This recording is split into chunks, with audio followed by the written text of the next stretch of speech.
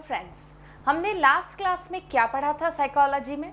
हमने last class में Sigmund Freud के बारे में चर्चा की थी और सिगमंड फ्रायड के क्या क्या सिद्धांत हैं उससे संबंधित हमने कुछ बातें की थी। और सिगमंड फ्रायड से रिलेटेड हमने कुछ स्थलाकृति से संबंधित कुछ सिद्धांत पढ़ा था, आकारात्मक सिद्धांत पढ़ा था और उसमें इड, ईगो और सुपर ईगो की बात की थी। और लास्ट हमारा पॉइंट जो कंप्लीट हुआ था वो था फिक्सेशन थ्योरी।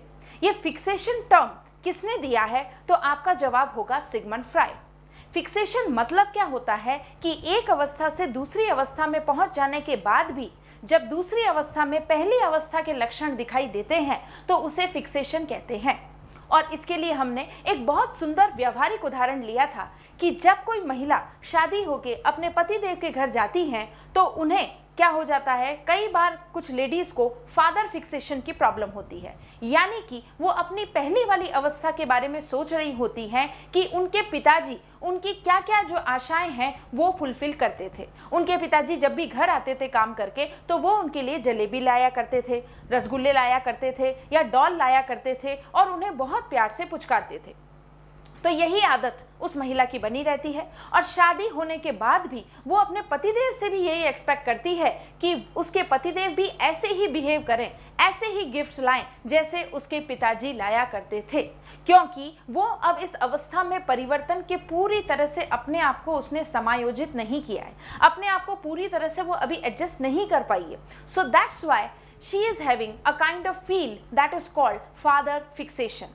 उसकी अपेक्षाएं अपने हस्बैंड से भी वैसी की वैसी ही हैं जैसे उसके पिताजी से थी। ठीक है, तो यहाँ पर ये भ्रम है कि सच्चाई, इससे संबंधित हमारा मुद्दा जो है वो इससे संबंधित नहीं है। हम तो अपना एक टर्म याद करेंगे दैट इज कॉल्ड फिक्सेशन, और फिक्सेशन के लिए हमने ये एग्जाम्पल फिक्स कर रखा है।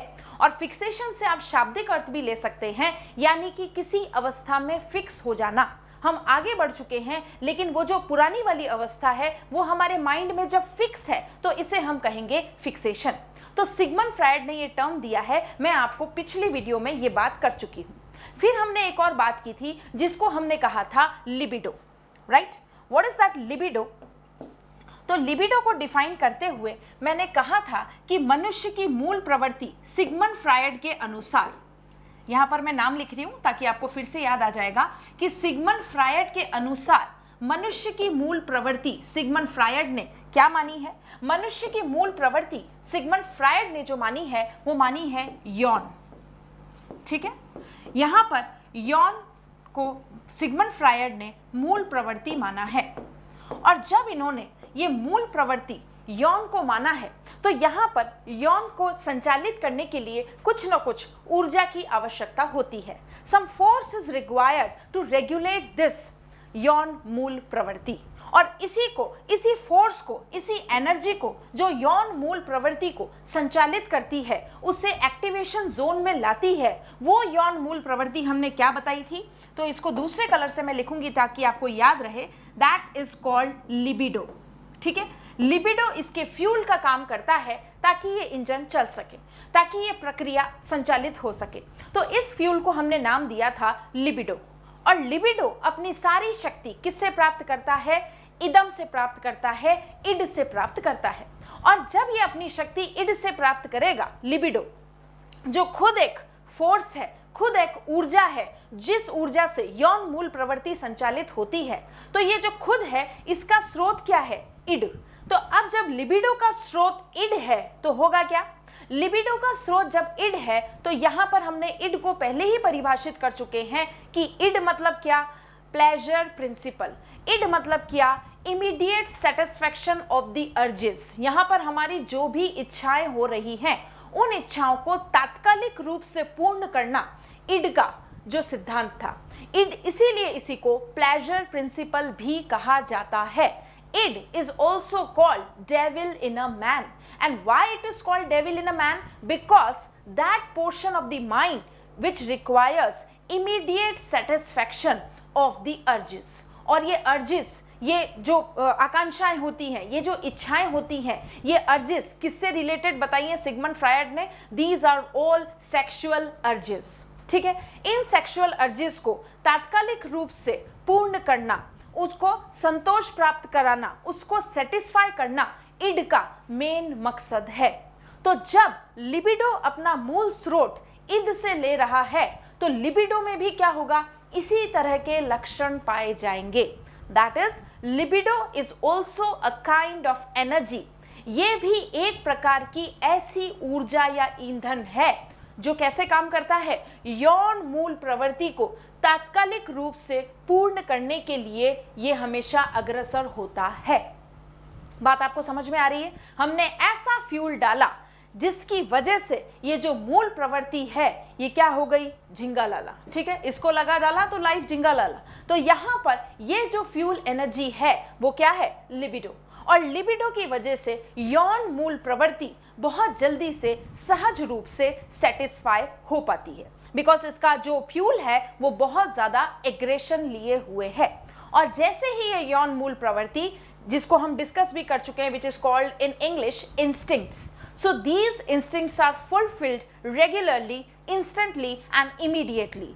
तो जब ये तात्कालिक रूप से पूर्ण होती हैं ये क्रियाएं, तो होता क्या है, हमारे जो जनरेशन है, जो हमारा वंश है, जो हमारी हेरिडिटी है, ये वंशानुगत क्रम आगे बना रहता है।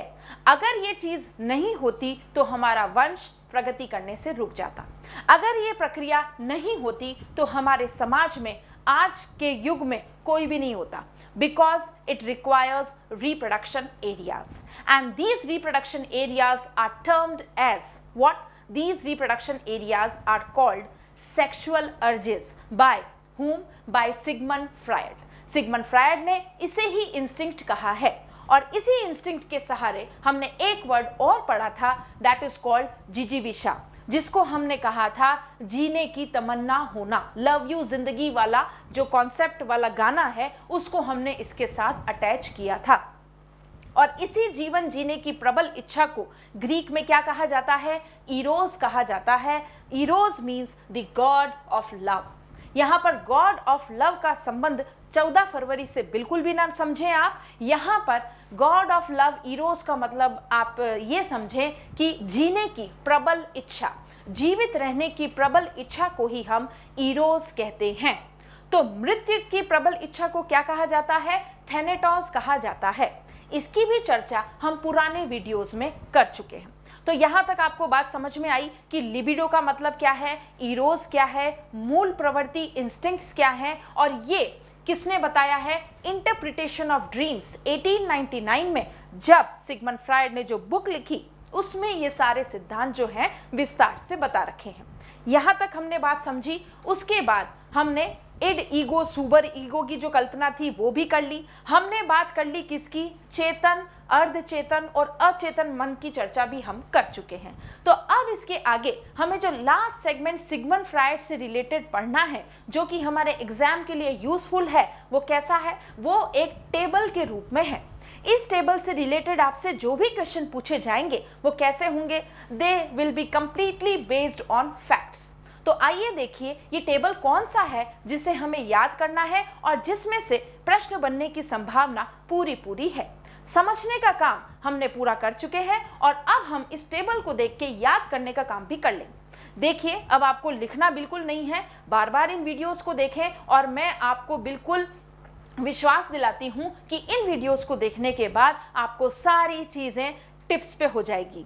ठीक है, तो ये चीजें टिप्स पे करने के लिए आप ये वीडियो देखते रहें और अपने कमेंट्स भी प्रोवाइड करें कि आपको वीडियो में सबसे अच्छा सिद्धांत कौन सा लगा जिससे आप सहमत हैं, या आपको इन वीडियोस के देखने के दौरान मेरा ऐसा कौन सा एग्जाम्पल सबसे बेस्ट लगा, वो मुझे अपने कमेंट बॉक्स में लिख के जरूर बताएं। तो देखते हैं ये कौन सा टेबल है जो सिगमंड फ्रायड ने दिया है। ठीक है,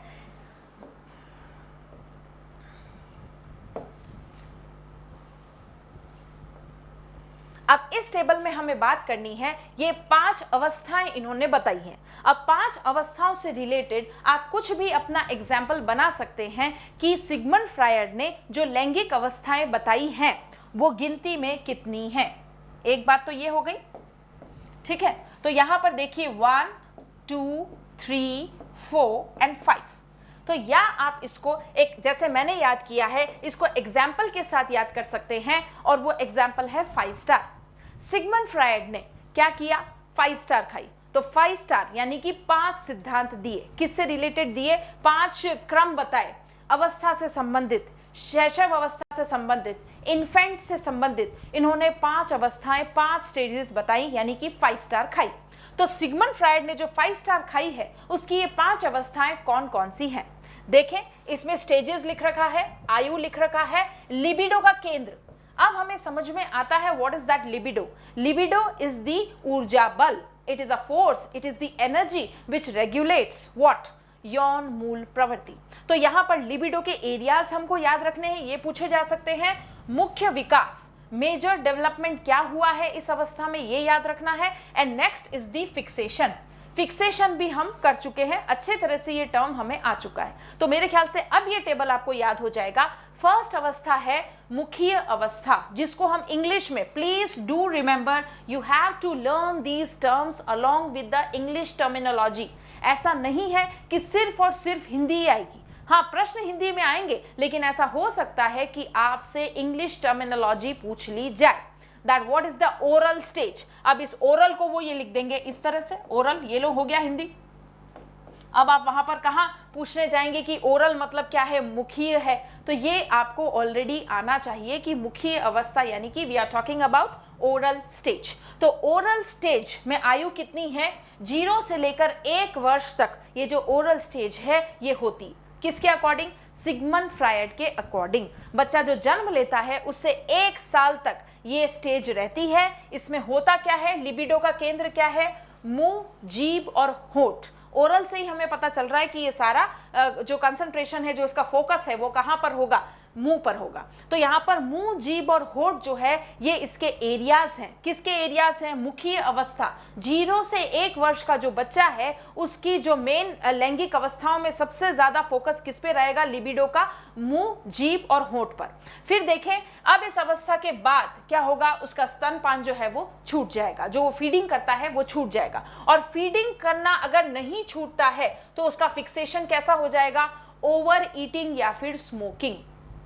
ठीक है, बड़े होकर भी अगर उसकी ये आदत नहीं छूटी है कि वो पहले अपनी माँ से फीडिंग करता था, अब ये फीडिंग वाली अवस्था को वो क्रॉस कर चुका है, बहुत आगे पहुंच चुका है, अगर ये बात उसमें अभी तक भी है, ये नेगेटिव फैक्टर उसमें अभी तक भी है, उसने उस स्टेज को छोड़ा नहीं है पूरी तरह से, तो अगर नहीं छोड़ा है तो उसमें एक फिक्सेशन वाला जो टर्म है वो माइंड में आ जाएगा। And that fixation is called कि वो अपने मुंह से संबंधित जो क्रियाएं करता है उसमें उसे सेटिस्फैक्शन यानी कि संतोष की प्राप्ति होगी, संतुष्टि मिलेगी, और वो क्या करने लग जाएगा? धूम्रपान या over eating. These are the after effects, the side effects, the fixation area of this stage that is called oral stage.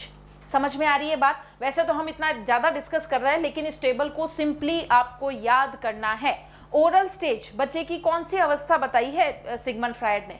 0 से 1 वर्ष। अगर ओरल स्टेज में फिक्सेशन होता है तो वो फिक्सेशन में क्या क्या चीजें आएगी? तो ओवर ईटिंग और स्मोकिंग वाला एरियाज आएगा।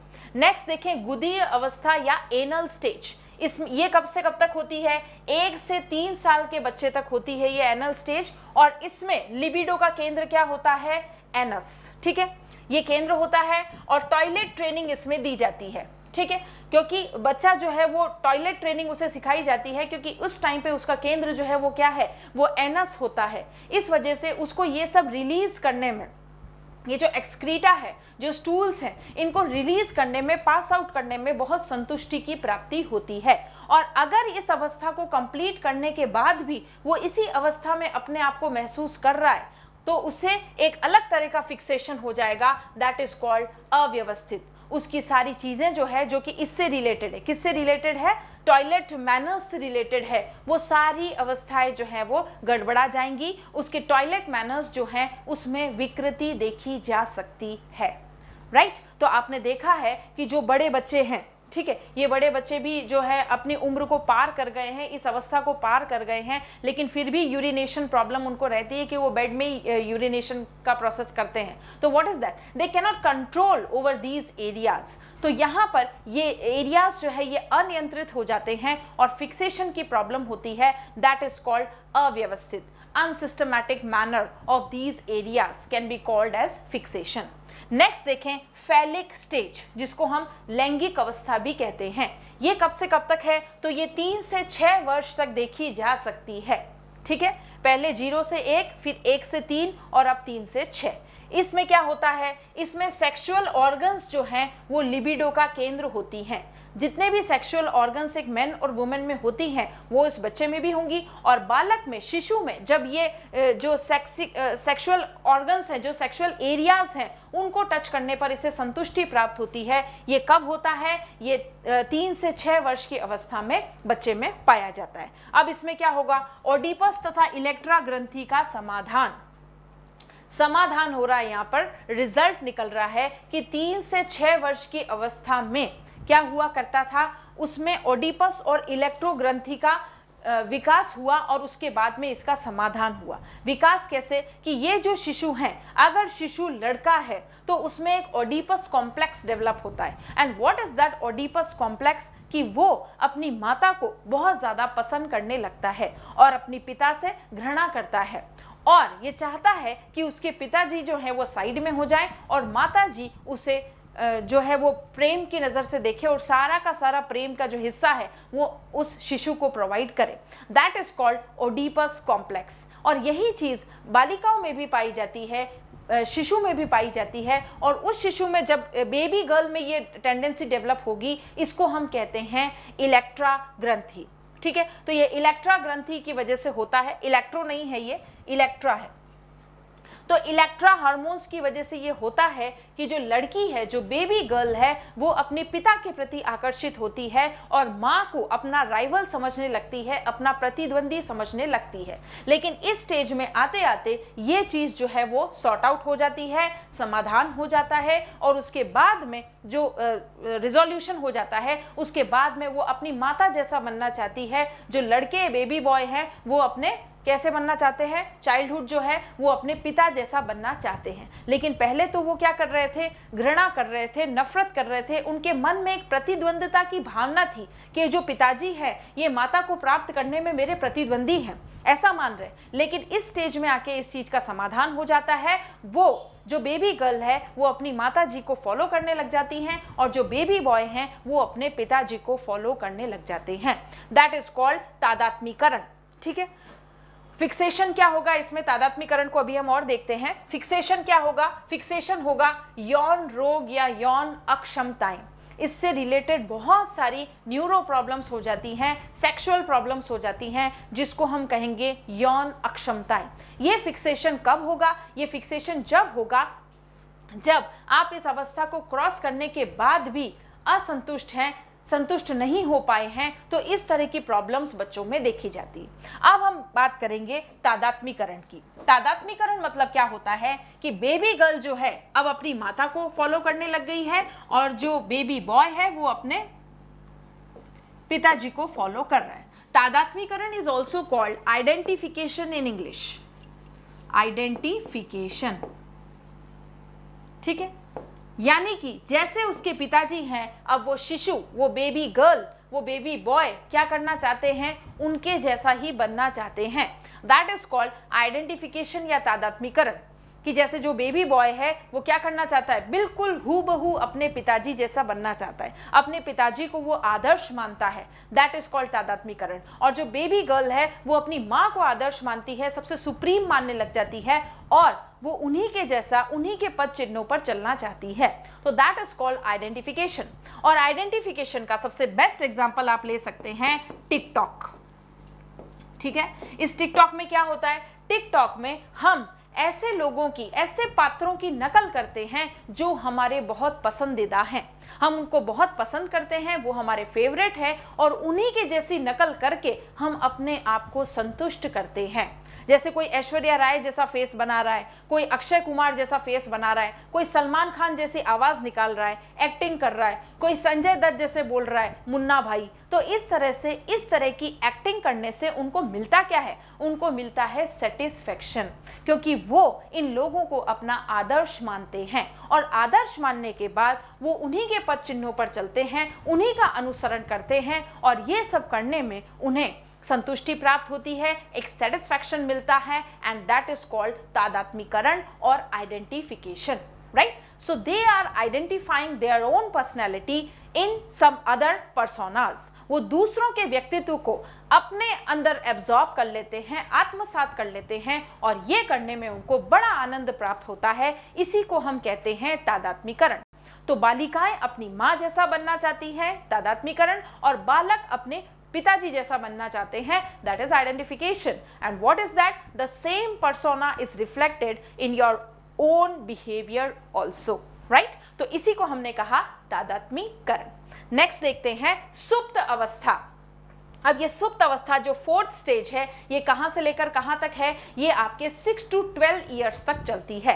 That is called latency stage, ठीक है? ये साइंस के टर्म से लिया गया है, that is called latent heat, गुप्त ऊष्मा जिसको हम कहते हैं। वैसे ही यहाँ पर साइकोलॉजी में ये वर्ड टर्म यूज किया गया है, that is called latency stage, या फिर सुप्त अवस्था। नाम से ही पता चल रहा है, सोए हुए अवस्था। तो इसमें 6 से 12 वर्ष में क्या होता है? लिबिडो का केंद्र कोई भी नहीं होता, ठीक है?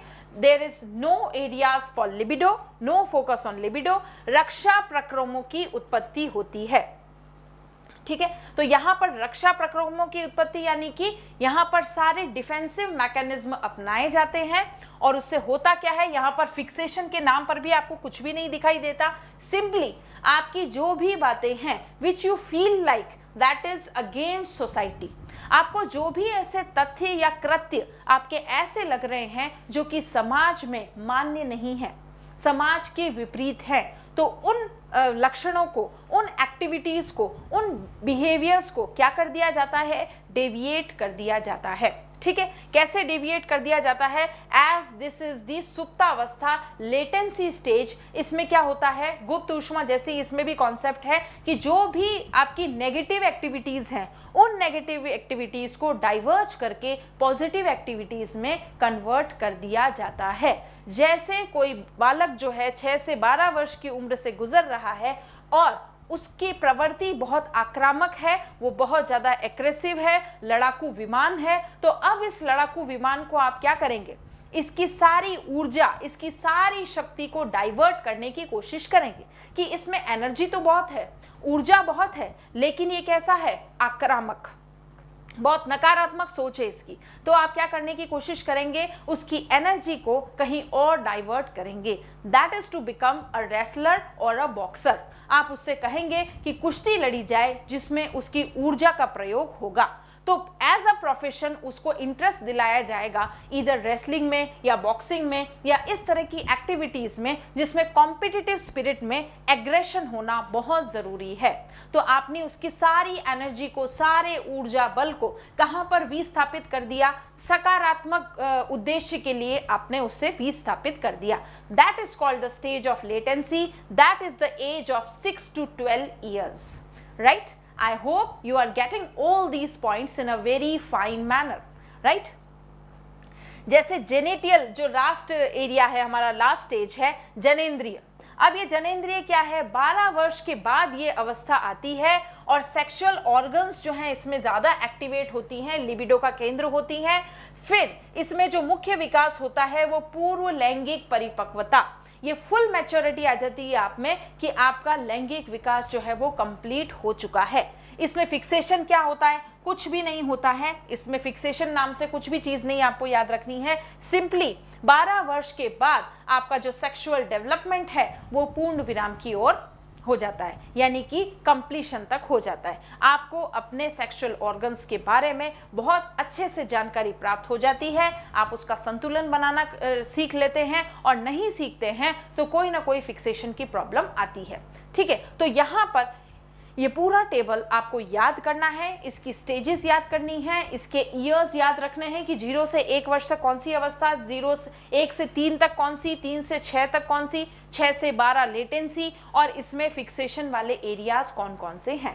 तो इस तरह से हमने देखा कि सिगमंड फ्रायड का सबसे ज़्यादा जो फोकस था वो किस पे था? लिबिडो। सबसे ज़्यादा जो फोकस था वो लैंगिक क्रियाओं पर ज़्यादा रहा है, इस वजह से इनकी आलोचना की गई।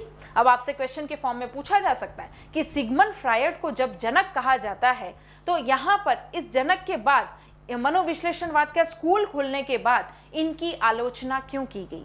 इसलिए की गई क्योंकि इन्होंने दरकिनार कर दिया किसको? सामाजिक व्यवस्था को। इन्होंने दरकिनार कर दिया व्यक्तित्व को, विकास को, और पूरा का पूरा संकेंद्रण, पूरा का पूरा फोकस इनका किस पे था?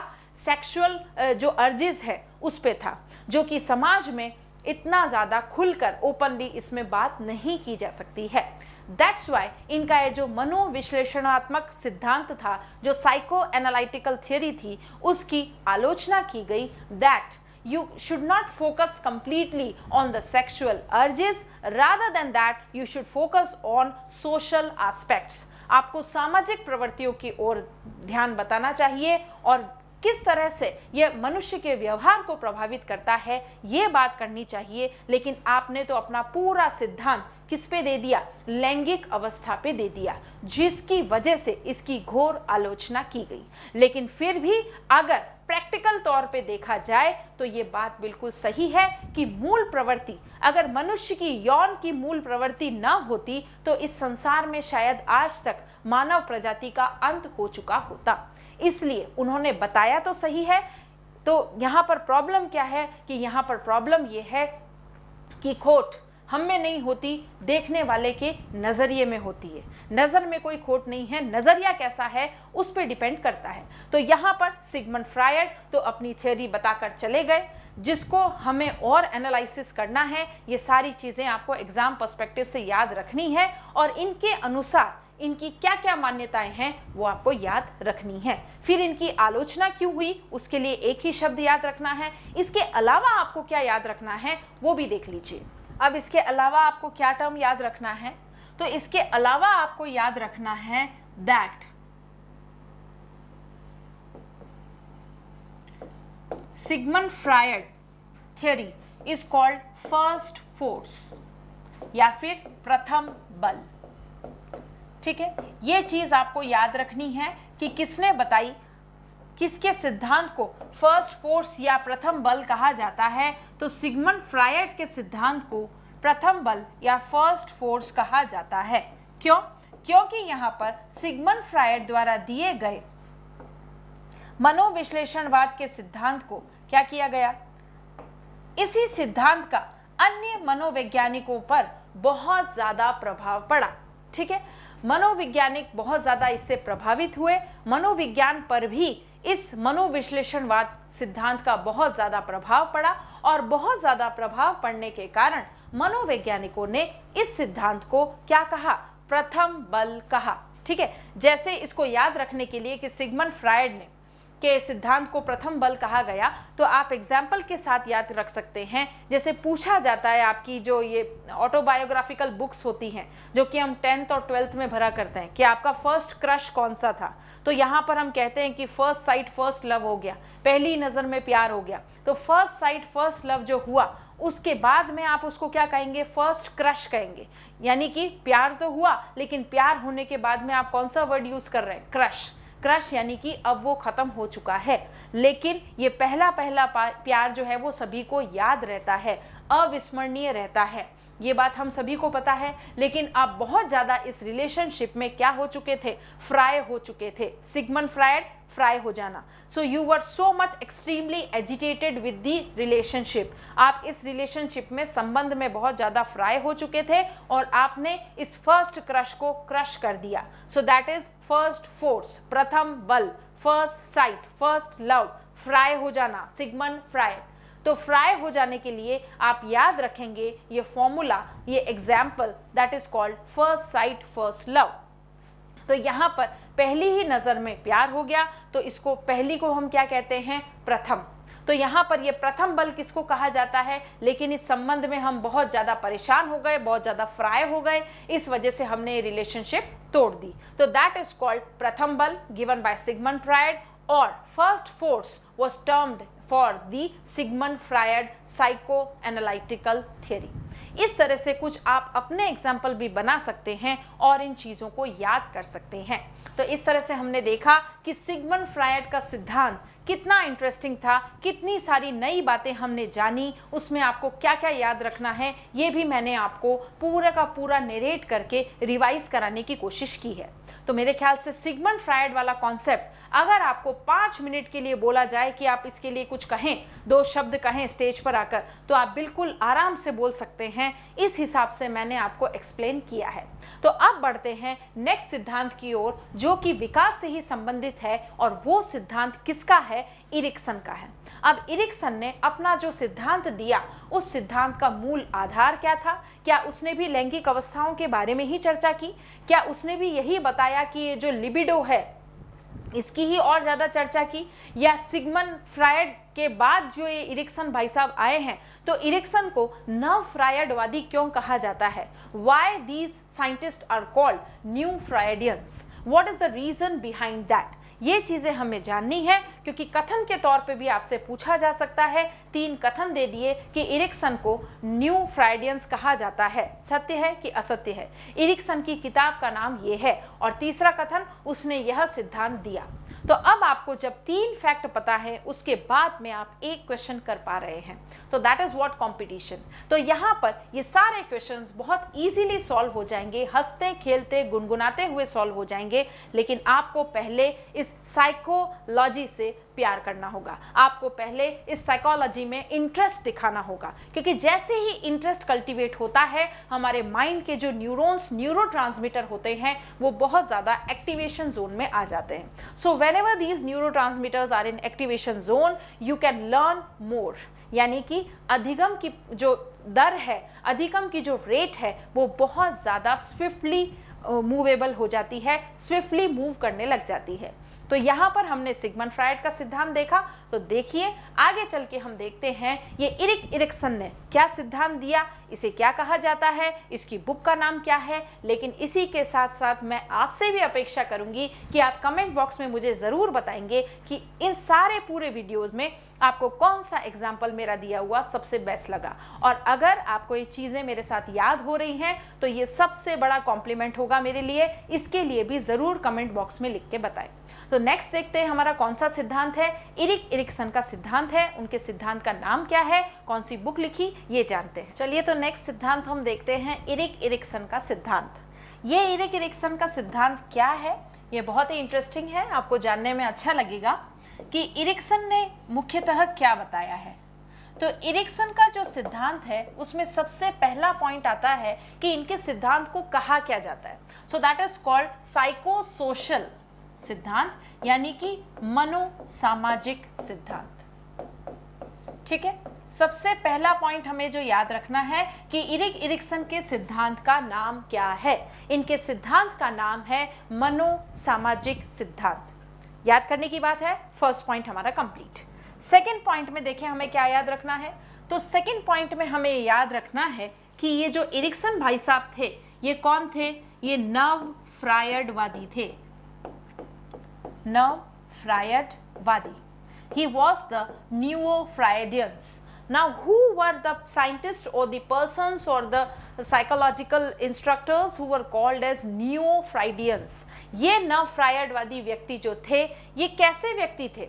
ये फ्रायड के सिद्धांत को मानते तो थे, लेकिन उन्होंने क्या किया? उन्होंने इस लैंगिकता के ऊपर जोर न देकर, ठीक है, लैंगिकता के ऊपर ज्यादा फोकस न करके, ज्यादा संकेंद्रण न करके, किस पे जोर दिया? सामाजिक व्यवस्था पर ज्यादा जोर दिया, सोशल एस्पेक्ट्स पर, सामाजिक क्षेत्र पर। ठीक है, तो इरिक्सन ऐसे व्यक्ति थे जो कि जिन्होंने मनोसामाजिक सिद्धांत दिया, पहली बात। दूसरी बात, ये नव फ्रायडवादी थे, न्यू फ्रायडियंस थे। और न्यू फ्रायडियंस की क्या मान्यता है? वो ये मानते हैं कि लैंगिक चीज़ों को, सेक्सुअल अर्जिस को इतना ज़्यादा इम्पोर्टेंस नहीं दी जाए, बनिस्बत इसके सामाजिक क्षेत्रों में होने वाले व्यक्ति के व्यवहार पर ज़्यादा फोकस किया जाए।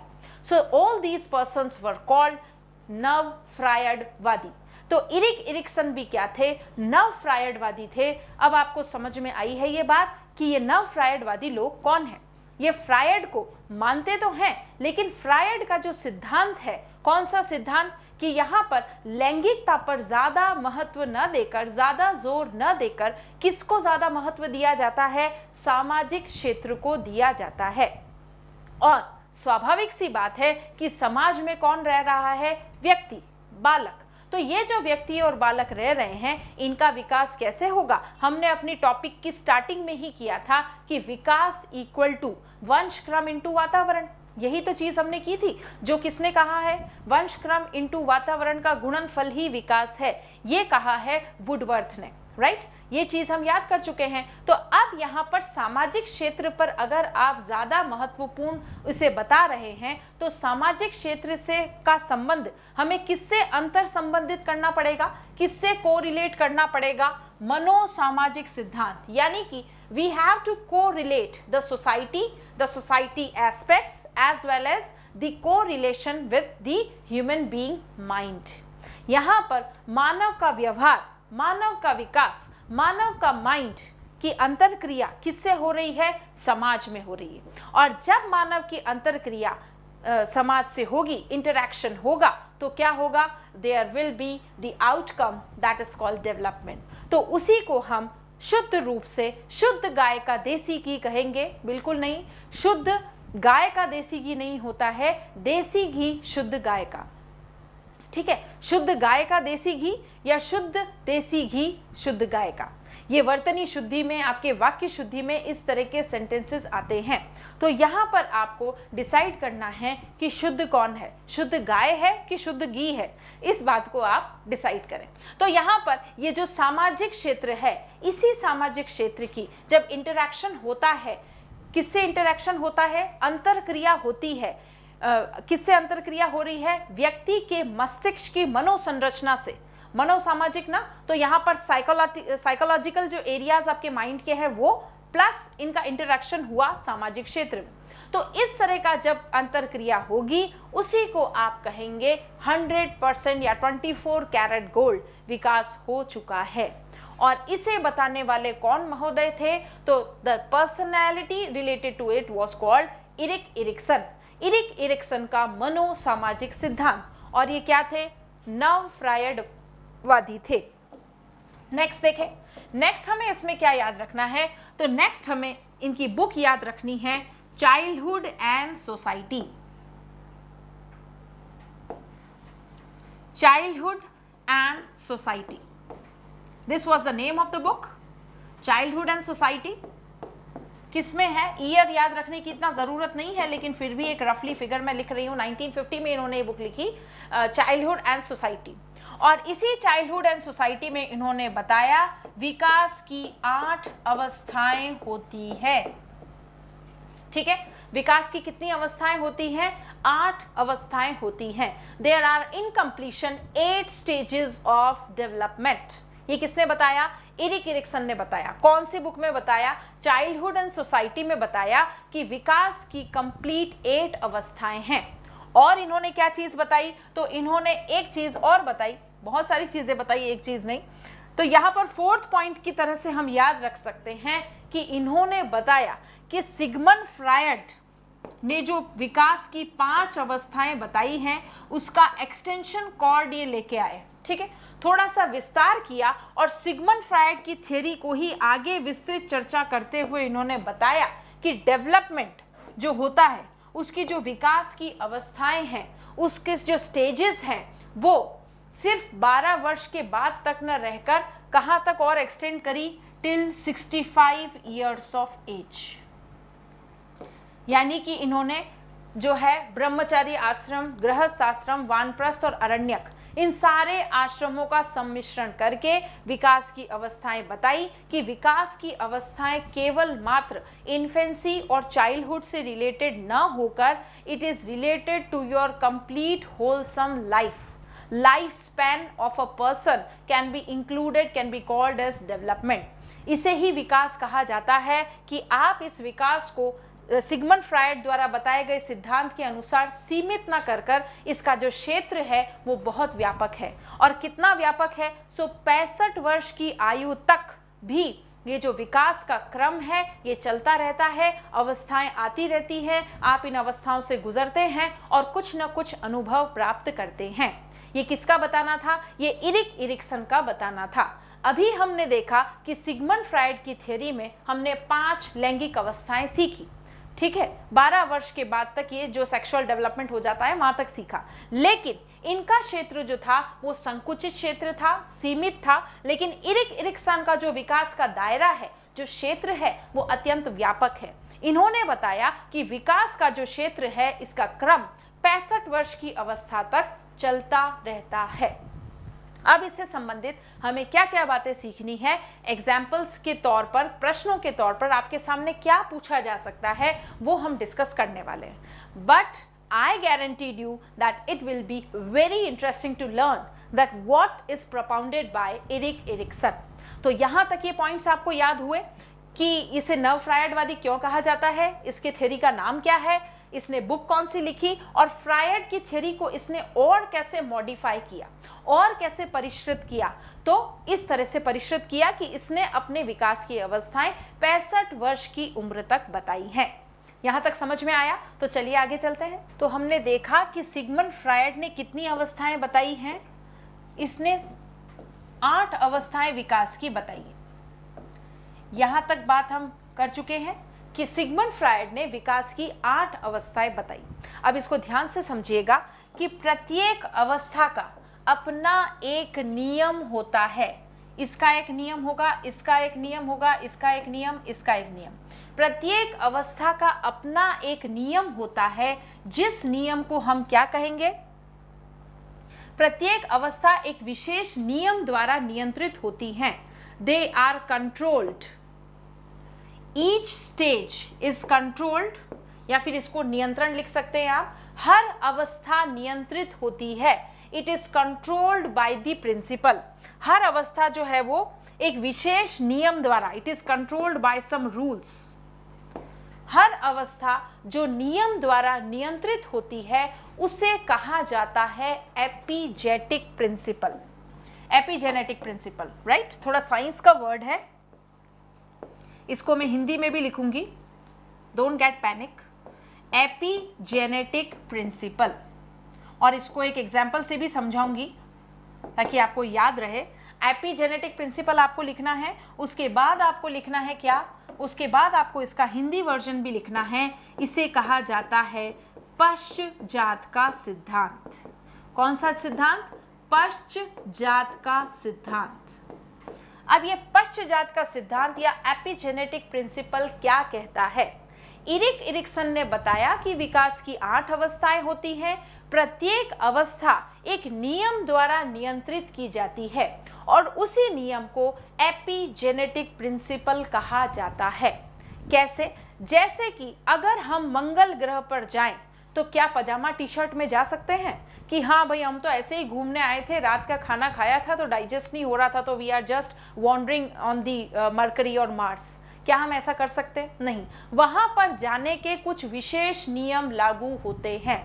या फिर हमें बच्चे से संबंधित कुछ बात करनी है तो हम स्कूल में सीधे पहुंच गए, विदाउट एनी प्रायर इन्फॉर्मेशन हम सीधे जो है ब्रश करते करते प्रिंसिपल के ऑफिस पहुंच गए और पूछ रहे हैं कि अरे हमारा बेटा जो है दिग्विजय सिंह, तो ये दिग्विजय सिंह जो बेटा, इससे संबंधित जो समस्याएं हैं इसके रिलेटेड हमें डिस्कशन करना है। तो क्या आप सीधे जा सकते हैं? बिल्कुल नहीं। वहां पर आपको चपरासी मिलेगा, गार्ड मिलेंगे, वो पूछेंगे भाई क्या बात है, फिर आप बताएंगे एप्लीकेशन दे चुके हैं, उसके बाद अब एंट्री कर रहे हैं। ऐसा तो है नहीं कि सिंघम में अजय देवगन की जैसे एंट्री हुई वैसे ही आपने फटाफट से एंट्री कर ली। नो, इस समाज में किसी भी क्षेत्र में जाने के लिए कुछ नियम होते हैं। आपको स्कूल जाना है, नियम है। आपको चंद्रमा पर जाना है, उसके लिए भी नियम है कि आपको स्पेस क्राफ्ट में बैठ के जाना होगा। ऐसे नहीं है कि आप कुरकुरे खाते हुए और सीधे चंद्रमा पर पहुंच गए, वहां पर एक राउंड लगा के लॉन्ग ड्राइव करके और वापस पृथ्वी पर आ गए। ऐसा नहीं है। हर क्षेत्र का एक नियम होता है, ठीक है। उसी नियम के अकॉर्डिंग हमें चलना पड़ता है। बात सही है कि नहीं? जैसे कि आप ऑफिस गए हैं तो वहां के नियम हैं, और ऑफिस के नियम को आप घर के नियम से कंट्रोल नहीं कर सकते। कि जैसे घर में आप अपना डोमिनेटिंग फीचर बताते हैं कि अगर कोई भी काम घर में होता है तो पहले परमिशन मेरे से लेनी होगी, कोई भी काम अगर होता है तो राष्ट्रपति को क्या करना पड़ता है, पहले मंत्रिपरिषद की राय लेनी पड़ती है, संचित निधि से अगर धन निकालना है तो राय लेनी पड़ेगी, आकस्मिक निधि से धन राष्ट्रपति अचानक से निकाल सकता है। तो यहाँ पर हर क्षेत्र के कुछ कानून, कायदे, नियम लागू होते हैं। तो वैसे ही नियम इरिक इरिकसन ने बताया कि हर अवस्था में होते हैं। जो 8 अवस्थाएं हैं, तो प्रत्येक अवस्था का, प्रत्येक स्टेज का, each and every stage possess their own principles। हर अवस्था का एक नियम होता है और उस नियम को हमने कहा क्या, epigenetic principle. These stages are controlled by some rules and these rules are called epigenetic principle। इसी को हमने कहा पश्चजात का सिद्धांत। हम कहते हैं ना, देखो अगर आपको यहाँ रहना है तो यहाँ के कायदे कानून भी फॉलो करने पड़ेंगे। ऐसा नहीं है कि आप अपनी आर्बिट्रेरी मैनर चलाएंगे, अपने मन माफिक जो भी है वो काम करेंगे। आपको यहाँ के रूल्स और रेगुलेशंस फॉलो करने होंगे। उसी तरह से हर अवस्था में जो रूल्स और रेगुलेशंस होते हैं उनको हमने क्या कहा, एपिजेनेटिक प्रिंसिपल या पश्चजात का सिद्धांत कहा। याद रहेगा, एग्जाम्पल्स भी मैंने आपको बता दिए। अब हम इसके आगे वाली कड़ी में चलते हैं और इसके आगे वाली कड़ी में इरिक इरिकसन ने क्या बताया। अब very important examination point of view से क्या बात है कि प्रत्येक अवस्था में गुजरने के बाद फर्स्ट से सेकंड पर गए, सेकंड से थर्ड पे, थर्ड से फोर्थ पे, फोर्थ से फिफ्थ पे, तो इन अवस्थाओं में एक अवस्था से दूसरी अवस्था से जाने से पहले इनके बीच का क्षेत्र क्या कहलाता है, इनके बीच का क्षेत्र कहलाता है, okay I will take the another slide for this. जैसे आप एक अवस्था से, देखिए बहुत इंपॉर्टेंट कॉन्सेप्ट्स हैं, ये समझना बहुत ज़रूरी है। और अक्सर मेरे पास ये बातें आती हैं कि मैम साइकोलॉजी जो है वो समझ से परे है। तो जो चीज़ समझ से परे है, क्या पता उसे समझ लिया जाए तो वो बहुत अच्छे से समझ में आ जाए और फिर उसमें इतना ज़्यादा इंटरेस्ट कल्टीवेट हो जाए कि आप कोई सा भी क्वेश्चन का आंसर दे पाएँ। तो उसके लिए ज़रूरी है आपका फुल फोकस एंड कंसंट्रेशन। तो देखिए, इरिक इरिकसन के सिद्धांत में हम बात कर रहे हैं अवस्थाओं की। For example, I have taken the second and third stage. ये स्टेजेस क्या है, इनके नाम के साथ, पूरे सरनेम के साथ अभी हम सीखने वाले हैं, लेकिन पहले इसको देखें कि ये है क्या। एपिजेनेटिक प्रिंसिपल हमने कर लिया। अब एपिजेनेटिक प्रिंसिपल के बाद आपको ये सीखना है कि ये है दूसरी अवस्था, फॉर एग्जाम्पल, और ये है तीसरी अवस्था। ठीक है, जैसे हम मैथ्स में करते हैं, माना कि मेरे पास 100 रुपए हैं, let the value be x, इस तरह से सीखते हैं। तो वैसे ही यहाँ पर ये सेकेंड और थर्ड अवस्था है। अब इन दोनों अवस्था के बीच में क्या है, गैप है, एंड दैट गैप, ये जो गैप है ना, सेकेंड और थर्ड अवस्था के बीच में जो गैप है, इस गैप को इरिक इरिकसन ने कहा क्राइसिस। इस गैप को इरिक इरिकसन ने कहा संक्रांति। मकर संक्रांति मनाते हैं हम, तो उसी तरह से इस स्टेजेस के बीच में, बीच का जो गैप है उसको हमने कहा क्राइसिस या संक्रांति। यानी कि एक अवस्था से दूसरी अवस्था से पहुंचने से पहले इन दोनों अवस्था के बीच में एक छोटा सा जो गैप होता है उसको हम कहते हैं संक्रांति। जैसे इसको एक बहुत अच्छे एग्जाम्पल से समझें, मैं आपके लिए एग्जाम्पल भी लेके आई हूं ताकि हमें अच्छे से समझ में आए। और वो एग्जाम्पल आप ले सकते हैं किसका, जैसे डूंगरपुर वाले एरिया में बहुत सारे लोग निवास करते हैं। ठीक है, तो ये डूंगरपुर बांसवाड़ा का जो दक्षिणी भाग है और गुजरात का जो नॉर्दर्न एरिया है, ठीक है, वो दोनों क्या संक्रांति नहीं होती उनके बीच में। जैसे डूंगरपुर का ये जो दक्षिणी भाग है, फिर यहाँ से आपका क्या स्टार्ट हो रहा है, गुजरात स्टार्ट हो रहा है। तो डूंगरपुर और गुजरात के बीच का जो पार्ट है, ये this section is called what, Sankranti.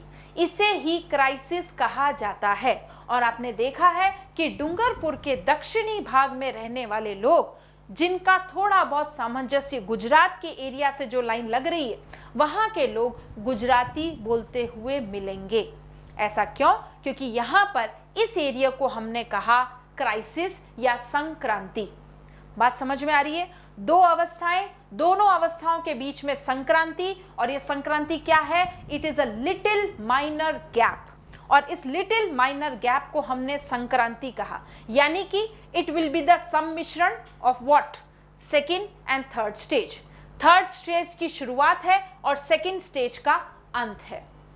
जैसे हम कहते हैं ना, तुम्हारे विनाश का अंत आरंभ हो गया है, तुम्हारे विनाश का अंत आरंभ हो गया है। तो उसी तरह से इस अवस्था की प्रारंभिक अवस्था और इस अवस्था की लास्ट स्टेज, ये दोनों जिस एरिया में मिक्सअप होती हैं उसको हम कहते हैं क्राइसिस, उसको हम कहते हैं संक्रांति, जिसको मैंने एग्जाम्पल से समझाया है। साइंस में भी इसके लिए बहुत अच्छा एग्जाम्पल है कि जो सिनेप्स एरिया होता है, सिनेप्टिकल एरिया, वहां पर ही न्यूरोट्रांसमीटर्स ज़्यादा एक्टिवेट होते हैं और संदेशों का आदान प्रदान होता है।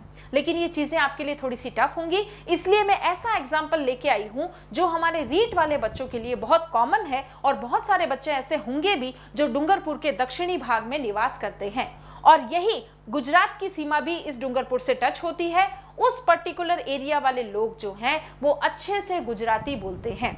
तो ये कौन सा एरिया है? ये संक्रांति का एरिया है। इसी वजह से हमें यहाँ के लोग गुजराती बोलते हुए दिख जाएंगे, जबकि जालोर और बाड़मेर में आपको ऐसा नहीं लगेगा कि लोग जो है वो गुजराती बोल रहे हैं। लेकिन यहाँ पर पर्टिकुलरली वो जो कल्चर है वो मिक्सअप हो गया है, और उसी मिक्सअप वाले कल्चर को हम कहते हैं क्राइसिस या संक्रांति। बात समझ में आ रही है? तो एक सीखा हमने एपिजेनेटिक प्रिंसिपल, पश्चजात का सिद्धांत, और दूसरी बात हमने सीखी संक्रांति। यहां तक आपको बात समझ में आई? अब मैं नेक्स्ट स्लाइड ले रही हूं, और इस नेक्स्ट स्लाइड में हम क्या सीखने वाले हैं कि ये जो संक्रांति है, इसको थोड़ा और जूम कर देती हूं, मकर संक्रांति, ये इधर सेकेंड और इधर ये थर्ड स्टेज। अब ये जो संक्रांति है, ये जो क्राइसिस है,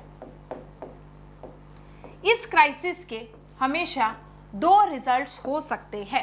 ठीक है, ज़्यादा नहीं समझना है हमें, बहुत इजी लैंग्वेज में मैं कोशिश कर रही हूँ आपको बताने की। ये जो संक्रांति है, ये जो संक्रमण का क्षेत्र है, इस संक्रमण के क्षेत्र में क्या हो सकता है कि मानव के व्यवहार में, मानव के मस्तिष्क में एक अंतर्द्वंद चलता है, और वो अंतर्द्वंद किसी तरह से समाप्त भी हो जाता है। लेकिन वो जो अंतर्द्वंद चलता है उसमें दो बातें होती है। कौन सी? प्लस और माइनस। कौन सी? आपकी धनात्मक और ऋणात्मक, धनात्मक और ऋणात्मक। इट कैन बी पॉजिटिव और नेगेटिव। ठीक है, ये अभी हम टेबल से और अच्छी तरह से क्लैरिफाई करने वाले हैं कि मैं क्या कह रही हूं आपको, पर यहां तक समझे कि ये जो क्राइसिस वाला एरिया है, इस क्राइसिस में हो सकता है मनुष्य अपनी पिछली वाली अवस्था से संतुष्ट है, और संतुष्ट होने के बाद उसमें सकारात्मकता का भाव उत्पन्न होता है। लेकिन अगर वो किसी अवस्था से संतुष्ट नहीं है तो क्या होगा? उसमें नकारात्मकता का भाव उत्पन्न होगा। जैसे कि हम मूवी देखने जा रहे हैं बाहुबली की, और मूवी देखने के दौरान पिताजी ने बच्चों को, वाइफ को कोई आइसक्रीम, पॉपकॉर्न, चॉकलेट, पिज्जा कुछ नहीं दिलाया, तो यहाँ पर ये जो पिक्चर है ये पॉइजनस बन जाती है, क्योंकि सारे परिवार का ध्यान पिक्चर पर न होकर किस पे होता है कि पिताजी ने आपको चॉकलेट, आइसक्रीम और पिज्जा नहीं दिलाया। तो घर आकर भी आप में कैसा भाव होगा? नकारात्मक, कि पिक्चर कैसी थी, आपने कोई जवाब नहीं दिया। वाइफ आते ही घर पे बर्तन फेंक रही है, गद्दे फेंक रही है, कुछ बड़बड़ा रही है, तो ये किसका परिणाम है? Because the experience was not good, because what ever was expected was not fulfilled. तो यहाँ पर आशाओं की परिपूर्ति नहीं की गई, इस वजह से ये सब आफ्टर इफेक्ट्स देखने को मिल रहे हैं। उसी तरह से एक अवस्था में जब कठिनाइयाँ महसूस होती हैं, अंतर्द्वंद महसूस होता है, कन्फ्यूजन्स क्रिएट होते हैं, और व्यक्ति अपने मानसिक रूप से संतुलित नहीं कर पाता अपने आप को, तब क्या होता है? इस संक्रांति वाले एरिया में कुछ ऋणात्मक भाव उत्पन्न हो जाते हैं, नकारात्मक भाव उत्पन्न हो जाते हैं। लेकिन अगर ये चीज़ बहुत अच्छे से, इस अवस्था में उसने बहुत हंसी खुशी अपना माहौल बिताया और उसके अनुभव जो थे वो बहुत ही अच्छे थे, तो अच्छे अनुभवों से कौन सी मानसिकता का विकास होगा? सकारात्मक। तो Erik Erikson elaborated, described that in this area संक्रांति you can either go for plus और माइनस, या तो आप में ऋणात्मक भावों की उत्पत्ति होगी या धनात्मक भावों की उत्पत्ति होगी। तो इसको हम एक एग्जांपल से और समझ सकते हैं। कैसे? कि प्लस वाले के लिए या तो आपकी मानसिक संतुष्टि हो चुकी है तो आप कबीर बन जाएंगे, कबीर यानी कि महान, और या फिर आप में ऋणात्मक भाव आते हैं तो आप कबीर बन जाएंगे। और ये कौन से कबीर? कबीर सिंह वाले, शाहिद कपूर वाले कबीर सिंह। यानी कि वो कंप्लीटली उसके मेंटल इम्बैलेंस इतना ज्यादा हो चुका है कि ऋणात्मक प्रवृत्ति का विकास उसके मन मस्तिष्क में हो गया है। कबीर सिंह वाली मूवी जो आपने देखी है, बेख्याली में भी तेरा ख्याल आए, तो वो वाला जो गाना है that is completely composed of dissatisfaction. ये ऋणात्मक भाव क्यों आया? क्योंकि किसी एपिसोड के बाद उनके एक्सपेक्टेशंस का फुलफिलमेंट नहीं हुआ। That's why this negative aspect was developed. But when in a stage we are completely satisfied with the experiences, then it is called what? Kabir. Kabir यानी कि महान। तो यहाँ पर अगर सकारात्मक रूप होगा तो आप महान बन जाएंगे कबीर, नकारात्मक रूप होगा तो आप कबीर सिंह बन जाएंगे, यानी कि कंप्लीटली आक्रामक और डिस्ट्रक्टिव। बात समझ में आई? संक्रांति की बात समझ में आई, पॉजिटिव नेगेटिव एस्पेक्ट समझ में आए। अब इन्होंने लास्ट फाइनली इवेंचुअली क्या निष्कर्ष निकाला? इरिक इरिक्सन ने निष्कर्ष निकाला कि देखो भाई, हर स्टेज में, हर संक्रांति में, हर क्राइसिस में कुछ ना कुछ पॉजिटिव और नेगेटिव तो होता ही। सर्वगुण संपन्न तो कोई भी नहीं हो सकता। अगर कोई सर्वगुण संपन्न हुआ तो उसको ईश्वर की उपाधि दे दी जाएगी। मनुष्य तो गलतियों का पुतला है। तो यहाँ पर उसमें कुछ पॉजिटिव एस्पेक्ट भी मिलेंगे आपको इस संक्रांति में, पर्टिकुलर अवस्था में कुछ नेगेटिव एस्पेक्ट्स भी मिलेंगे। लेकिन इन पॉजिटिव और नेगेटिव एस्पेक्ट्स को क्या करना है आपको? इन पॉजिटिव और नेगेटिव एस्पेक्ट्स के लिए आपको क्या चाहिए कि एक पर्टिकुलर अनुकूल अनुपात हो। अनुकूल यानी कि फेवरेबल अनुपात, अनुकूल अनुपात।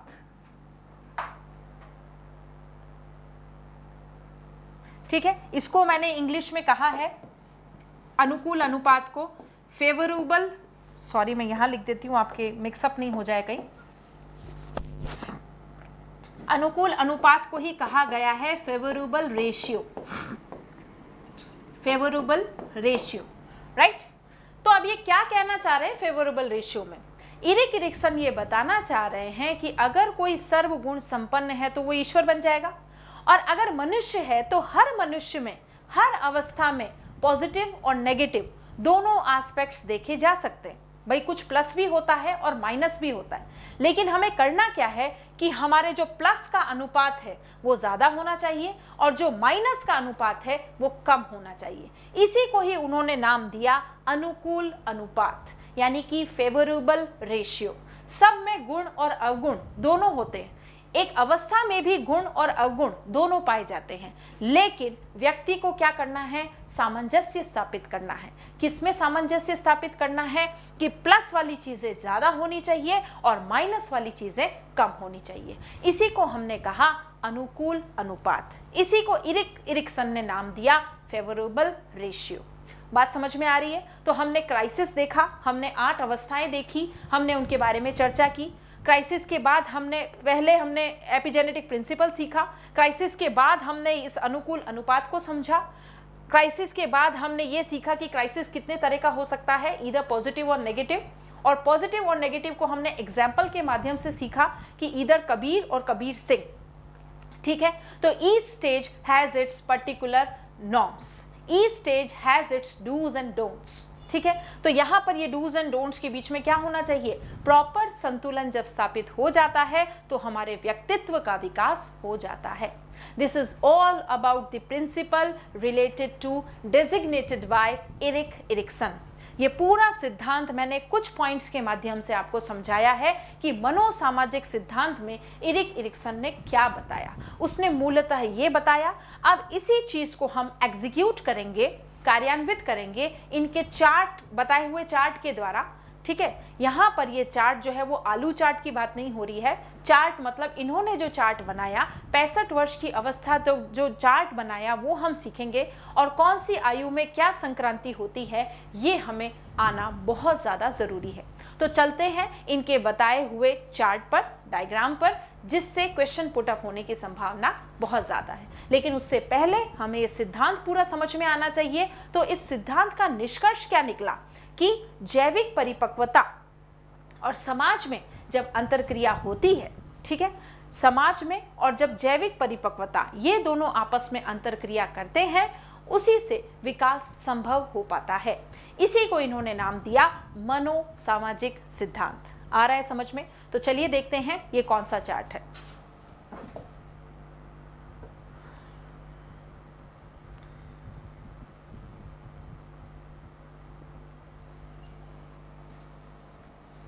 देखिए, ये इनका पूरा कंप्लीट चार्ट है जो आपको याद करना है। शैशव अवस्था 0 से 1.5 वर्ष यानी कि 1.5 साल, विश्वास बनाम अविश्वास। अब अगर आप पुराने पेपर उठा के देखेंगे तो कभी भी इनकी ये एज ग्रुप नहीं पूछा गया है, इस एज का नाम नहीं पूछा गया है। Simply they are providing you the name of the age, then what you have to do, you have to find out the conflict. क्या क्या कॉन्फ्लिक्ट कौन सी एज में होता है वो आपको बताना है। संक्रांति वाला एरिया उत्पन्न होगा और संक्रांति के एरिया के बाद क्या होगा, रिजल्ट। वो रिजल्ट हमेशा कैसा होना चाहिए, पॉजिटिव, नेगेटिव नहीं होना चाहिए, पॉजिटिव होना चाहिए। तो अब देखें, फर्स्ट वाली स्टेज में 1.5 साल तक विश्वास बनाम अविश्वास, यानी कि या तो आप पे जो माता पिता हैं वो शिशु पे विश्वास कर रहे हैं, ठीक है, बहुत अच्छी बात है, वो जो काम कर रहा है उस पर उनका पूरा फेथ है, या फिर अविश्वास कर रहे हैं। दोनों में से एक चीजें हो सकती है, या तो विश्वास या अविश्वास। अगर शिशु पे विश्वास किया गया तो उसमें क्या होगा, तो उसमें आशा की भावना जो है वो डेवलप होगी। A feeling of kind of hope will be cultivated in the mind of the child which is transferring from the stage that is called शैशव अवस्था, इन्फेंसी। इन्फेंसी की अवस्था में जब आपको बच्चे पर, माता पिता को बच्चे पर विश्वास होगा, विश्वास के परिणाम स्वरूप क्या डेवलप होगा, आशा। नेक्स्ट स्टेज देखें, बाल्यावस्था, प्री चाइल्डहुड। अब ये भी आपसे पूछ सकते हैं प्री चाइल्डहुड कब होता है, 1.5 साल से 3 वर्ष की अवस्था तक होता है प्री चाइल्डहुड। और इस प्री चाइल्डहुड में क्या होता है, ऑटोनॉमी वर्सेस शेम, स्वायत्ता बनाम शर्म, ठीक है। प्री चाइल्डहुड में क्या हो रहा है कि या तो आपने बच्चे को स्वतंत्र छोड़ दिया है कि वो जो भी काम करेगा अच्छा करेगा, हमें उस पर विश्वास है, या फिर आपको उस पर संदेह है कि अरे अरे वो नहीं कर पाएगा, उसकी जगह हम कर लेते हैं। तो जैसे ही ये काम आप करते हैं तो बच्चे में क्या डेवलप हो जाएगा, एक विल डेवलप हो जाएगी, समाधान। अगर आपने उसको स्वायत्ता दे दी, स्वतंत्रता दे दी, 3 वर्ष तक विश्वास कर दिया और स्वतंत्रता दे दी, तो उस बच्चे में क्या डेवलप हो जाएगा, विल पावर डेवलप हो जाएगा कि हाँ मेरे माता पिता भी मुझे इस काम के लिए स्वतंत्र छोड़ते हैं, तो विल पावर डेवलप हो जाएगा। और अगर स्वतंत्र नहीं छोड़ते हैं और बच्चे पर संदेह करते हैं तो क्या हो जाएगा, बच्चे में विल पावर डेवलप नहीं हो पाएगा और वो क्या बन जाएगा, कबीर सिंह बन जाएगा, यानी कि नकारात्मक भाव उसमें उत्पन्न हो जाएंगे। नेक्स्ट देखिए, पूर्व बाल्यावस्था 3 से 6 वर्ष तक। इसमें क्या क्या है, जो क्वेश्चन पुटअप किए जाते हैं वो कॉन्फ्लिक्ट से किए जाते हैं। आपको नाम दे दिया जाएगा पहल बनाम दोष, इनिशिएटिव वर्सेस गिल्ट। ये इरिक इरिक्सन ने कौन सी अवस्था के लिए बताया है, तो ये बताया है पूर्व बाल्यावस्था के लिए कि क्या डेवलप होगा इसमें, पहल बनाम दोष, या तो इनिशिएटिव दिया जाएगा पेरेंट्स के द्वारा या फिर उसको गिल्टी फील करवाया जाएगा। अगर इनिशिएटिव दिया गया तो क्या होगा, तो उसे उद्देश्य समझ में आएगा, पर्पस समझ में आएगा बच्चे को कि ठीक है अगर मेरे माता पिता ने कोई काम दिया है तो उसका उद्देश्य क्या है, उस उद्देश्य तक मैं पहुंचूं, उस उद्देश्य को पूरा करूं ताकि मेरे माता पिता प्रसन्न हो जाए। तो ये उद्देश्य कब होगा, उसे पर्पस कब लगेगा, जब आप उसे इनिशिएटिव देंगे, जब आप उसे क्या देंगे, प्रबोधन देंगे, उसे इनिशिएट करेंगे, एनकरेज करेंगे, then the child will develop the kind of feel that is called purpose. अगर आप उसे गिल्ट महसूस कराएंगे तो वो उद्देश्यहीन हो सकता है, अगेन कबीर सिंह बन सकता है। उत्तर बाल्यावस्था 6 से 12 वर्ष, परिश्रम बनाम हीनता, इंडस्ट्री। परिश्रम के लिए इरिक इरिक्सन ने क्या वर्ड यूज किया है, industry versus inferiority. Inferiority complex उसमें डेवलप हो जाएगा, और अगर इंफेरिटी कॉम्प्लेक्स डेवलप नहीं हुआ तो क्या डेवलप होगा, परिश्रम से डेवलप होगा आपका पॉजिटिविटी दैट इज कॉल्ड योग्यता। भाई हमारा बच्चा जो है वो परिश्रम करेगा, और परिश्रम से अगर उसको महसूस होगा बच्चे को कि माँ बाप मेरे को परिश्रम करने को कह रहे हैं और उसका सकारात्मक प्रभाव बच्चे पर पड़ता है, तो क्या होगा, योग्यता आ जाएगी, एक डेवलपमेंट आ जाएगा कि हाँ मुझे ये करना है। भाई स्कूल में कोई भी टास्क दिया और माँ बाप समझा रहे हैं कि आप परिश्रम कीजिए और आपको इसका फल जरूर मिलेगा। कोई प्रोजेक्ट दिया और प्रोजेक्ट में माँ बाप कह रहे हैं कि खूब परिश्रम करो, यू कैन डू इट, तो यहाँ पर बच्चे में क्या डेवलप हो जाएगा? योग्यता, हाँ हाँ मैं कर सकता हूँ, तो ये कॉम्पिटेंसी डेवलप हो जाएगी। अगर आप बच्चे में बार बार कह रहे हैं कि पढ़ता तो कुछ है नहीं, होमवर्क कभी करता है नहीं, कोई प्रोजेक्ट में पार्टिसिपेट लेता नहीं है, बहुत ज़्यादा इंट्रोवर्ट है, तू क्या कर पाएगा, तो अगर इस तरह की बातें करेंगे तो उसमें क्या डेवलप होगी? इन्फीरियरिटी डेवलप होगी, और उस इन्फीरियरिटी से वापस क्या बनेगा? वो फ्रस्ट्रेशन पैदा होगा, और फ्रस्ट्रेशन से वो बन जाएगा कबीर सिंह। और इस टेबल में सारा कौन सा बताया गया है? देखिए ऊपर ही नाम लिखा है, रिजोल्यूशन, समाधान। तो हमेशा हमें समाधान कैसा होना चाहिए? सकारात्मक होना चाहिए। गांधी जी ने भी तो कहा है कि साधन और साध्य दोनों ही पवित्र होने चाहिए। आपका साध्य पवित्र है, लेकिन उसके लिए जो साधन आपने यूज किया है वो अगर अपवित्र है तो आपका काम अच्छा नहीं होगा। साधन और साध्य दोनों पवित्र होने चाहिए। तो यहाँ पर भी ये जो ये द्वंद्व बताया जा रहा है, इस द्वंद्व में अल्टीमेटली क्या होना चाहिए? अल्टीमेटली हमारा जो समाधान है वो सकारात्मक होना चाहिए। हमें ऐसी पिक्चरें बिल्कुल भी पसंद नहीं आती जिसमें जो समाधान है वो लास्ट में मूवी में हुआ ही नहीं। जैसे पूरी मूवी हमने देखी और लास्ट में एक क्वेश्चन छोड़ दिया कि कटप्पा ने बाहुबली को क्यों मारा, तो इस वजह से हमारे माइंड में एक कॉन्फ्लिक्ट डेवलप हो जाता है कि यार पिक्चर तो पूरी करनी चाहिए थी। जबकि पुराने ज़माने की मूवीज़ आप देखेंगे तो उसमें लास्ट में क्या होता है? दोनों हीरो हीरोइन की शादी हो गई, या तो ऐसा होता है, या फिर क्या होता है रेजोल्यूशन कि भाई विलन ने हीरो को मार दिया और हीरोइन जो है वो जिंदा है। अब ये जो हीरोइन जिंदा है, हीरो मर चुका है, तो अब हम ये एक्सपेक्ट करते हैं कि ये हीरोइन तो जिंदा ही रह गई, मतलब एक इनकम्प्लीशन लगता है। और जैसे ही फिर हम देखते हैं कि विलन मरने के बाद भी, गोली लगने के बाद भी वापस उठता है, हीरो की गिरी हुई पिस्तौल उठाता है और फिर से उठ खड़ा होकर हीरोइन को गोली मार देता है और वापस से लाश का ढेर बन जाता है। तो इस तरह से जब हम देखेंगे कि हीरो और हीरोइन दोनों मर चुके हैं, उसी को हम एंड मानते हैं। हीरो और हीरोइन दोनों की शादी हो चुकी है, उसी को हम एंड मानते हैं। हम ये एंड बिल्कुल भी नहीं मानते कि कटप्पा ने बाहुबली को क्यों मारा, ये क्वेश्चन छोड़ दिया गया और पिक्चर जो है वो एंड हो गई। तो हम क्या कहते हैं? मज़ा ही नहीं आया, पता नहीं क्या है पिक्चर है, मज़ा ही नहीं आया, इसको इनकम्प्लीट छोड़ दिया। तो इस तरह से यहाँ पर ये जितना भी कॉन्फ्लिक्ट है उसका परिणाम क्या होना चाहिए? सकारात्मक होना चाहिए। नेक्स्ट देखें, किशोरावस्था, पहचान बनाम भूमिका। अभी किशोरावस्था में क्या होगा कि हमेशा किशोर बालकों को ये लगता है, बालिकाओं को, कि हमारी पहचान हो, हम जो भी काम कर रहे हैं सब उसको ऑब्जर्व कर रहे हैं, नोटिस कर रहे हैं और हमारी तारीफ की जाए, हमारी एक पहचान बने कि अरे वाह ये तो बहुत शानदार है, स्वामी विवेकानंद की झलक इसमें दिखाई देती है। तो वो अपनी पहचान बनाने की कोशिश करेगा। लेकिन अगर पहचान बनाने की कोशिश नहीं करेगा तो क्या होगा? रोल कंफ्यूजन, उसको अपने अस्तित्व पर क्वेश्चन मार्क लगा हुआ दिखेगा। उसको ऐसा लगेगा कि मैं जिंदा ही क्यों, मेरा क्या अस्तित्व है, मैं क्या कर सकता हूं। तो ये रोल वाला कंफ्यूजन उसे होगा अगर उसे किशोरावस्था में इनिशिएटिव नहीं दिया जाए। तो क्या इनिशिएटिव देना चाहिए? आइडेंटिटी को महसूस कराना चाहिए, बिल्कुल कराना चाहिए, ताकि उसमें क्या डेवलप हो? फिडेलिटी। अब देखा आपने कि सेना में जो लोग जाते हैं उनका जो एडमिशन होता है, नेवी में, आर्मी में, सेना में, तो इसमें क्या होता है? ये सारे जवानों को एक मानसिक रूप से तैयार किया जाता है, इन सारे लोगों को, कि ये क्या करेंगे? एक निष्ठा की भावना अपने आप में डेवलप करेंगे and they can do everything for their country. ठीक है, तो यहाँ पर ये जो कंट्री के लिए किया जाता है, ये जो एक्सरसाइज की जा रही है, जो परिश्रम किया जा रहा है, अपनी आइडेंटिटी बनाई जा रही है, ये आइडेंटिटी बनने से वो क्या होगा? उनमें एक निष्ठा की भावना जागृत होगी। कब? किशोरावस्था में। पूर्व प्रौढ़ावस्था में क्या होगा? घनिष्ठता बनाम अलगाव, जिसका रिजल्ट क्या रहेगा? लव। या तो आप अपने आप को आइसोलेट कर लेंगे कि प्रेम वेम कुछ नहीं होता है, आरपीएससी कुछ नहीं होती है, कोई रीट वीट नहीं है, मैं परेशान हो चुका हूँ, इतने तरसे कि प्यास ही ना रही।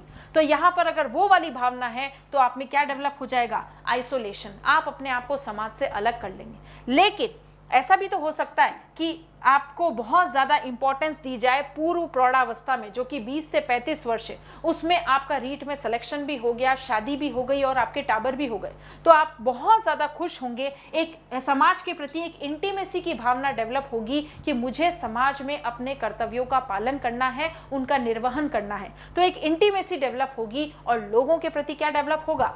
प्रेम, love. And opposite to it, it will be isolation. प्रौढ़ावस्था 36 से 65 वर्ष तक होगी, एडल्टहुड। इसमें क्या होगा? उत्पादकता बनाम निष्क्रियता। या तो आप बहुत ज़्यादा जनरेटिव हो जाएंगे 36 से 65 वर्ष तक, उत्पादकता बनाम निष्क्रियता, या तो आप हमेशा स्टेग्नेशन यानी कि स्थिर हो जाएंगे, निष्क्रिय हो जाएंगे, अपने मरने का इंतजार करेंगे कि हाँ बस अब जीवन में रह ही क्या गया है, अब तो ईश्वर उठा ले। ठीक है, तो यहाँ पर या तो निष्क्रिय हो जाएंगे या फिर उत्पादकता, या फिर क्या करेंगे, एक जनरेट करेंगे, जनरेशन की भावना जनरेट करेंगे कि जैसे हम मंदिर के बाहर जो बूढ़ाऊ लोग बैठे रहते हैं, ये बूढ़े लोग हमेशा इकट्ठे होकर क्या करने की कोशिश करते हैं कि कुछ ऐसे विचार आगे आने वाली जनरेशन को दिए जाएं जो कि हमने अनुभव किए हैं। और वो सारे बूढ़े लोग ये कहेंगे कि भाई हमारे बाल जो है वो धूप में थोड़ी सफ़ेद किए, हमने अनुभव से सफ़ेद हुए हैं, तो इसका फ़ायदा वो समाज को भी देना चाहते हैं। सारे सन्यासी लोग जो वानप्रस्थ आश्रम में गए, अरण्यक आश्रम में गए, वो सब सन्यासी लोग अगर जिंदा रहते हैं तो वापस उन्हें समाज में बुलाया जाता है और कहा जाता है कि वो अपने उपदेशों के माध्यम से इस समाज का कल्याण करने की कोशिश करें। जैसे कि आप देखते हैं कि सदगुरु के वीडियोस हम सभी देखते हैं, और सदगुरु के वीडियोस पहले तो उन्होंने जाके तपस्या की, समाधि में लीन रहे, सब कुछ हुआ, फिर जब उन्हें दिव्य ज्ञान की प्राप्ति हुई तो वो दिव्य ज्ञान की प्राप्ति के माध्यम से समाज का कल्याण करने के लिए वापस इस समाज में आए और अपने ज्ञान का प्रसार कर रहे हैं। तो what is that? That is the generative, उत्पादकता वाली कैपेसिटी उनमें आ गई है। अब वो आगे आने वाली जनरेशन का सुधार करना चाहते हैं, मानसिक रूप से लोगों को विकसित करने की कोशिश कर रहे हैं। दैट इज कॉल्ड उत्पादकता। और उसका परिणाम क्या होगा? उसका परिणाम होगा केयर एंड दायित्व, कि आप अगर इस पृथ्वी से विदा लेते हैं, पलायन करते हैं, चले जाते हैं, यानी कि मृत्यु के आगोश में सो जाते हैं, तो उससे पहले आप अपने आने वाली पीढ़ियों को क्या हस्तांतरित करके जाएंगे, क्या संदेश देके जाएंगे, क्या ऐसा इंपॉर्टेंट मैसेज देके जाएंगे जिसकी वजह से उनका जीवन प्रसन्नता से भर जाए। So what is that stage? That stage is called प्रौढ़ावस्था, या 36 वर्ष से 65 वर्ष की उम्र, दैट इज कॉल्ड एडल्टहुड। और इस एडल्टहुड में क्या होगा? एक पॉजिटिव मेंटेलिटी डेवलप होगी, दैट इज केयर। तो या तो आप ये कोशिश करें कि स्टेग्नेशन यानी कि मरने का अपना इंतजार करें, स्थिर हो जाएं, और बूढ़े व्यक्ति क्या करते हैं, हम कहते हैं कि भाई सठिया गए हैं, तो हमेशा कुछ ऐसे बूढ़े व्यक्ति होते हैं जो सठिया जाते हैं, बहुत इरिटेट हो जाते हैं लाइफ से और हमेशा मरने के बारे में सोचते रहते हैं। इधर दिस और इट कैन बी जनरेटिव, कि हम समाज को आगे क्या ऐसा देके जाएं जिससे उनका जीवन और वो खुद प्रसन्नचित हो जाए। ठीक, तो इस स्टेज के बारे में यहां पर बताया गया है। लास्ट स्टेज इज वृद्धावस्था, 65 वर्ष से ऊपर। समग्रता, पूर्णता बनाम निराशा, या तो वो अपने जीवन के अनुभवों के बारे में सोचकर बहुत ही ज़्यादा प्रफुल्लित हो जाएंगे, they will feel ecstasy like कि क्या जीवन था मेरा, पहले मैंने ऐसे किया फिर यूं किया। जैसे आप देखते हैं ना ऋषि कपूर को, कि मरने से पहले वो अपनी सारी मूवीज़ के गाने और सारी जो फिल्म्स जो हिट रही उसके बारे में डिस्कशन करता है और बड़े आनंद का अनुभव करता है। That is called integrity. Integrity मतलब सारी बातों को समेट लेना, कि क्या क्या मेरे जीवन में हुआ वो सारी बातें मुझे याद आ रही है, मैंने समेट ली और बहुत ही अच्छे सफल अनुभव रहा मेरा, बहुत अच्छे एक्सपीरियंस रहे। तो इससे क्या डेवलप होगा? बुद्धिमत्ता, विजडम डेवलप होगी, कि इंसान परिश्रम करे बिना कुछ भी प्राप्त करना इस दुनिया में संभव नहीं है। ये ऋषि कपूर के लास्ट लाइन थी जो उन्होंने हॉस्पिटल में, एक लड़के ने गाना गाया था, वो वीडियो बहुत वायरल हुआ था, तभी उन्होंने कहा था कि बेटा मेरा आशीर्वाद तुम पर हमेशा रहेगा और हमेशा याद रखना कि जीवन में बिना परिश्रम करे सफलता प्राप्त नहीं होती। आपको बहुत परिश्रम करना पड़ेगा, अनवरत प्रयास करने पड़ेंगे, तभी ये प्राप्त होगी। तो what was that? That was called integrity. फिर वो अपने खुद के जो है अनुभव जीवन से संबंधित वो बताने लगते हैं कि ऐसी मूवी में ऐसा हुआ, ये मेरे फेमस गाने थे। That is called integrity. But opposite to it, जब आप अपने जीवन को देखते हैं अपने ओल्ड एज के लेंस से, दूरबीन से, जब आप अपने सारे जीवन के कटु अनुभवों को और अच्छे अनुभवों को देखते हैं, उसमें आपको दिखाई देता है कि मेरे जीवन में सबसे ज़्यादा जो अनुभव रहे वो कड़वे ही थे, कटु ही थे। तो आप क्या आ जाएंगे? आप में निराशा का भाव आ जाएगा, आप में डिस्पेयर का भाव आ जाएगा। You will be completely pessimistic in your mood. आप में निराशा का भाव आ जाएगा कि मेरा जीवन कितना बेकार रहा, क्या कुछ नहीं किया मैंने जीवन में, इतना परिश्रम किया लेकिन मुझे मिला कुछ नहीं, खोदा पहाड़ निकली चुइया। तो यहाँ पर ये निराशा का भाव जब आ जाता है तब आप बिल्कुल मौनी बाबा बन जाएंगे, चुप हो जाएंगे, एक निराश प्रवृत्ति के हो जाएंगे। तो ऐसा नहीं होना चाहिए। 65 वर्ष से उम्र से बड़े लोगों को क्या होना चाहिए? निराशावादी नहीं, एकीकृत करने की भावना उनमें प्रबल होनी चाहिए।